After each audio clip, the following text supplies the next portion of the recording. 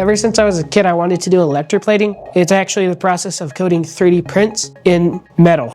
And how you coat these 3D prints in metal is you connect the positive electricity to a anode and the negative electricity, or the negative end, to a cathode, the part you want to coat. Then you have it in an electroplating solution, depends on what kind of metal you're coating. And in that solution, the electricity flows from one object to the other and it separates the atoms. Then it goes over to the cathode and they rejoin together. And that's my basic understanding of electroplating. I want to be able to electroplate my 3D prints, so I want to make them metal. That would be awesome. This video is also sponsored by PioCreate. They sent me their Halot X1. It's a really cool printer. I have some things I like about it. I have some things I didn't like. Honestly, all in all, 7 out of 10.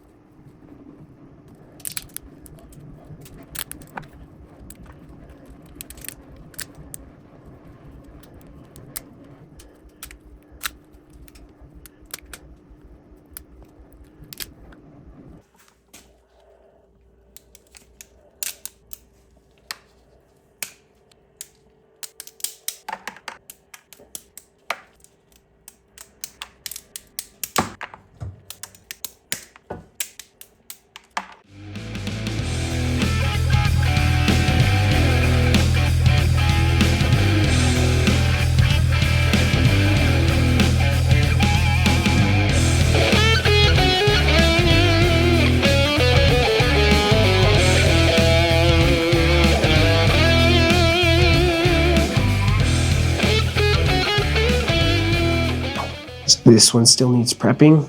Hoping to electroplate this. There's some dried resin. I need to sand that. It's a decent print. Just should have cleaned it up more. I'm gonna electroplate this faceplate. This I already coated in a couple layers of graphite paint, but I'll make it better. So I've been having some problems where the metal just goes directly to the wire instead of to the print I'm trying to electroplate. Also, the bath does not have enough space and I can't get the print to spin, so it coats the whole entire thing.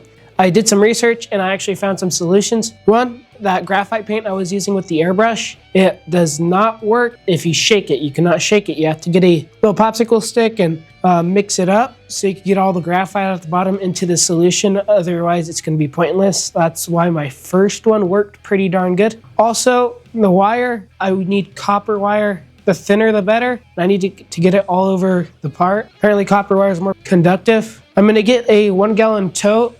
I have one in here. This is the tote I'm going to get. Yeah, hopefully I can electroplate bigger things. Should be like 1 gallon of electroplating solution. Then I'm gonna make the solution with some copper sulfate, some sulfuric acid, along with some distilled water and some copper brightener part A and part B. I'm actually pretty nervous about making the bath. For one, it's hazardous, and for two, I don't know any places nearby that I can get rid of it at, and I'm not sure how much it'll cost. You need to take it to a hazardous waste area. Battery acid, sulfuric acid, it's pretty dangerous to put in before water. So if you ever do this, make sure to add acid to water and not water to acid. And the fumes from the acid and all this stuff could be extremely dangerous. So if you start smelling rotten eggs, or if I start smelling rotten eggs, I'm gonna get out of here immediately. I'm gonna be having a fan running. I'm gonna have a lot of airflow just blowing past me so I don't breathe it in. I'm gonna be wearing a respirator, I'm gonna be wearing safety glasses, I'm gonna be wearing gloves. You wanna be safe, this stuff ain't no joke. I ended up designing the mount so I can attach an Arduino and a 9-gram servo. The servo is gonna mount on bottom, Arduino is gonna be in a box, and I'm just gonna have it plugged in. I don't have any way of spinning it just like continuously, so I'm gonna program it to spin a little bit, stop, spin a little bit, stop, and spin a little bit, stop, and then go back and forth. And that's gonna be cool. Well, this is my power supply. This is what's gonna help me maintain the electricity going through. And it's pretty neat, but what you want is you want constant current, 1.5 to 2.5 volts normally, but what you want it is constant. So I don't have constant current on this. You could see the current, what it is. I try to keep it at 1.5, even if I have to go higher on this, but I'm still a newbie, so don't judge. But yeah, that's the only way I know how to do it so far. Don't judge me on my 3D modeling skills. I'm brand new.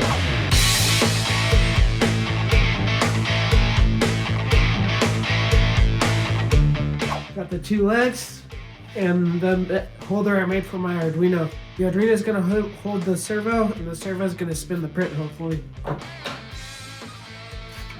Oh! Oh! Actually fit! That's crazy. It does fit, it does work. Woo! This is the design. See how it works.